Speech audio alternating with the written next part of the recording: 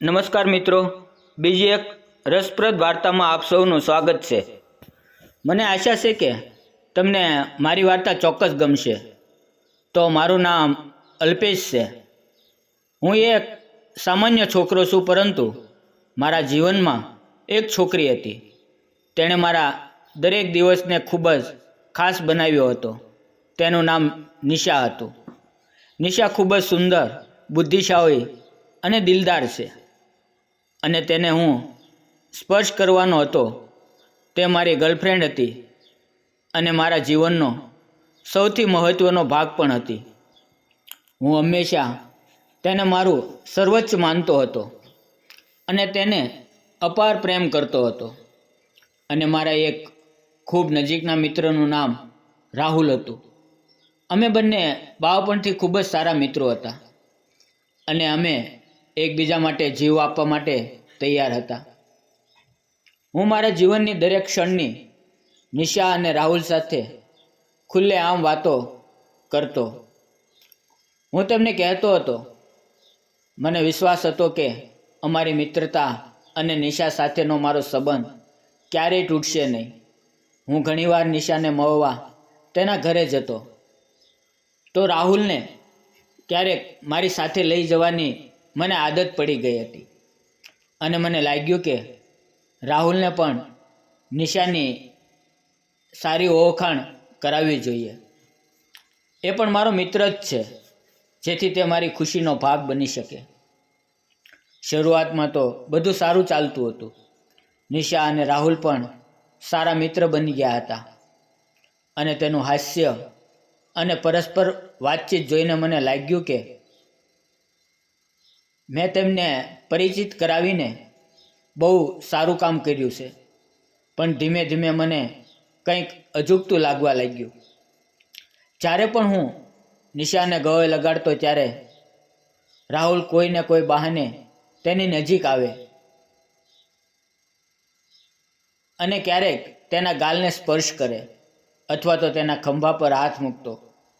શરૂઆતમાં મને લાગ્યું કે આ માત્ર મારી ગેરસમજ છે। રાહુલ નિશા સાથે આવું કદી ન કરી શકે, પણ આ બાબતે મારું મન અસ્વસ્થ થવા લાગ્યું। એક દિવસ મેં વિચાર્યું કે મારે આ નકામી વસ્તુઓ ભૂલી જવી જોઈએ અને નિશા પર પૂર્ણ વિશ્વાસ રાખવો જોઈએ। તે જ દિવસે નિશા પર પૂરો ભરોસો રાખીને એ જ દિવસે હું નિશાના ઘરે પહોંચી ગયો। તે તેના રૂમમાં હતી અને હું કોઈ પણ ખચકાટ કર્યા વગર તેના રૂમમાં પ્રવેશ્યો। રૂમમાં પ્રવેશતાની સાથે જ મને એક વિચિત્ર ગંધનો અનુભવ થયો। આ સુગંધ રાહુલના અવાજની હતી। પહેલાં તો મેં તેના પર ધ્યાન ન આપ્યું, પરંતુ પછી જ્યારે મેં તેના વિશે વિચાર્યું, ત્યારે મને સમજાયું કે નિશાના રૂમમાં રાહુલનું હોવું અત્યારે વિચિત્ર હતું। મેં તે સમયે કશું જ કહ્યું નહીં અને નિશાને પૂછ્યું કે તું ઠીક છે ને? તેણે જવાબ આપ્યો, અલ્પેશ, મારે અત્યારે વાંચવું છે, આપણે પછી વાત કરીએ? અને મેં તેનો આ જવાબ મારા દિલમાં લીધો અને ત્યારે આગળ વધી અને ત્યાંથી નીકળી જવા માટે તૈયાર થઈ ગયો। પણ એક વાત મને પરેશાન કરતી હતી। નિશાએ મને દરવાજા સુધી મૂકવા આવવાનો પ્રયત્ન પણ કેમ નહોતો કર્યો, અને મારા દિલમાં વધારે શંકા વધવા લાગી। મેં બહાર જવાનું ખાલી નાટક કર્યું, પણ પાછો હું તેના રૂમ પાસે ગયો અને શાંતિથી તેની વાત સાંભળવા લાગ્યો।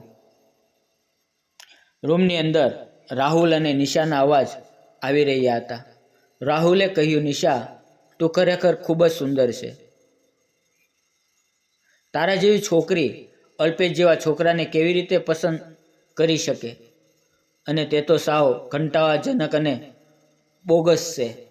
અને નિશાએ હસીને કહ્યું કે હું એક છોકરો ઈચ્છું છું જે મારી જરૂરિયાત પૂરી કરી શકે, અને હું તેને પ્રેમ કરવાનું ખાલી નાટક જ કરું છું, પરંતુ હું ખરેખર તો રાહુલ તમને પ્રેમ કરું છું। તમે મારા માટે ખાસ છો। તેના આ શબ્દો સાંભળીને મારું દિલ તૂટી ગયું।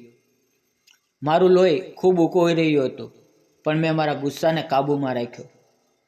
તેમ છતાં જ્યારે મેં સાંભળ્યું કે નિશા મારા વિશે બીજી વધારે વાતો કરતી હતી ત્યારે મારાથી સહન ન થયું.